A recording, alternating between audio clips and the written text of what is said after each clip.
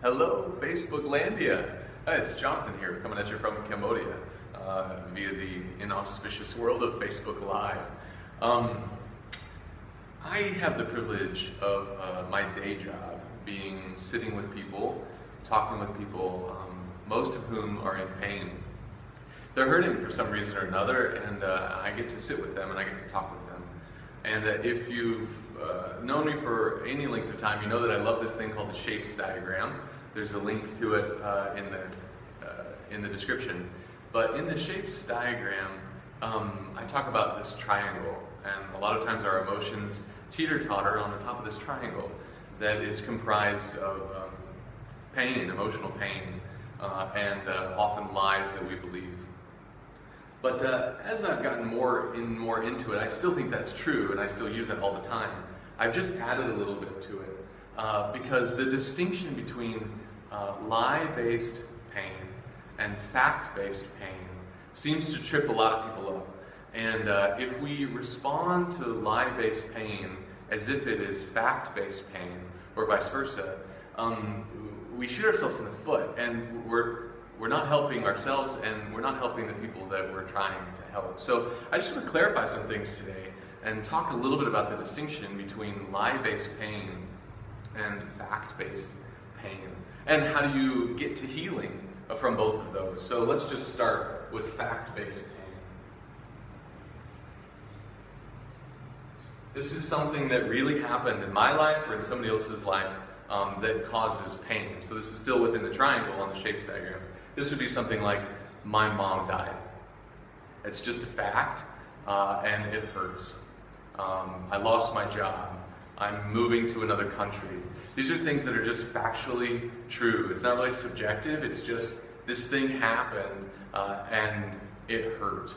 And there's a certain way to deal with that if we're going to get to healing. And we need to be aware of how to deal with that.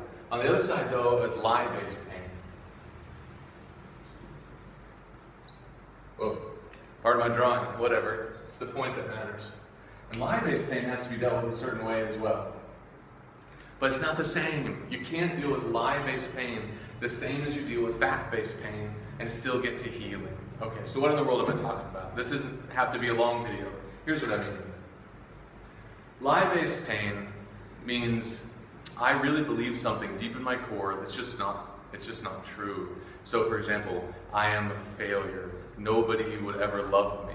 I am broken. I am those types of things. A lot of shame, a lot of shame attached to these lie-based pain. As far as I can tell, the best way to deal with lie-based pain is through the revelation of God's truth to the core of the person. So here we're looking for truth.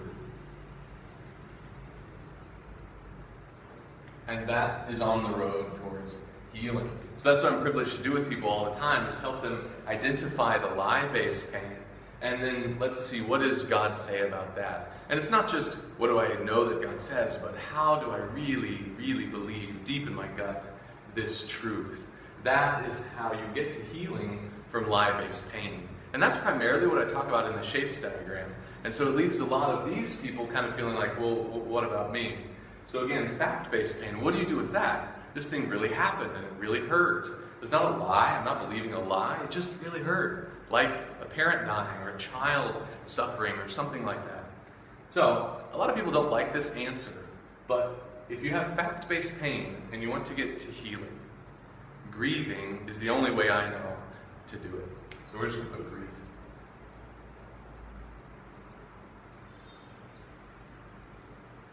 On the way to healing.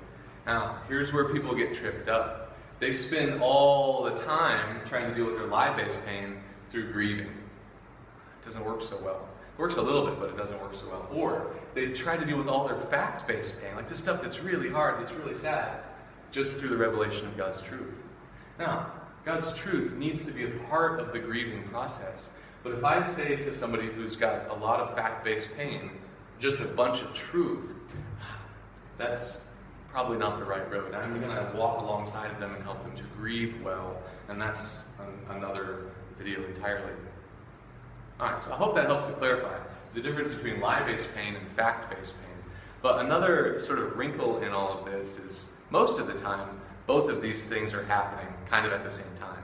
And we have to disentangle them and deal with them sort of at the same time, but separately, if that makes any sense.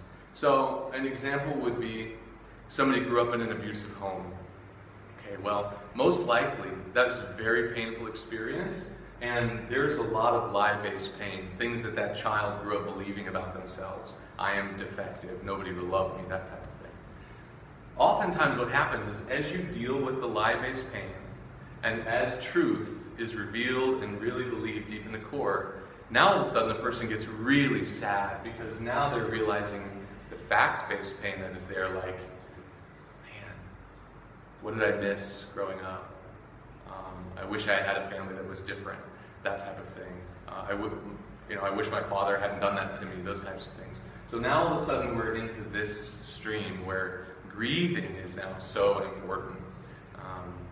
So a lot of times these, the lie and the fact-based pain have the genesis, their genesis in the same event or the same series of events. We have to deal with them separately. But don't be surprised though, if as you deal with the lie-based pain, you start realizing that there's some fact-based pain there as well. And then you're on this road of grieving. It's very important if we want to really love people like Jesus did and walk alongside of them. So again, let me just encourage you that when you come across somebody in pain, or again from the shapes diagram, yourself or somebody else who's got this triangle going on, realize that that pain may be two different things. There may be fact-based pain or there may be lie-based pain. But if you want to get to healing, those roads are going to look a little bit different, and that's okay. So may God bless you as you receive healing from God and pass that healing on to those around you. Also, just as an FYI, I don't do these very often. They're not all really comfortable for me to do. I'm always quite a bit nervous before doing them. But if they're helpful, I would love to keep doing them. So if you've got a question or like, hey, does this ever come up and you want to kind of discuss this real broadly, this is what I get to do, I'm privileged to do in my day job, and if you've got any of those types of questions, let me know in the comment section or send me a private message. I can be anonymous, whatever, I don't care. If this is something that is helpful to you, I get to process this all day long, and I realize other people have other jobs and they're doing other work, which is awesome. So if this type of thing is useful or helpful to you, let me know, and let me know if you'd like to see other topics addressed in these little 5-10 minute videos. Again, this is coming out of the shapes diagram. This is the triangle of the shapes diagram. Click the link in the description if you want to. There's a text description of the shapes diagram as well as like an 11-minute video sort of walking through it in the same place, on the same board. So, all right, well, thank you guys so much. You guys are always an encouragement to me and to my family. Thanks for loving us. Thanks for sending us here to Cambodia. And thanks for praying. So, all right, go with God.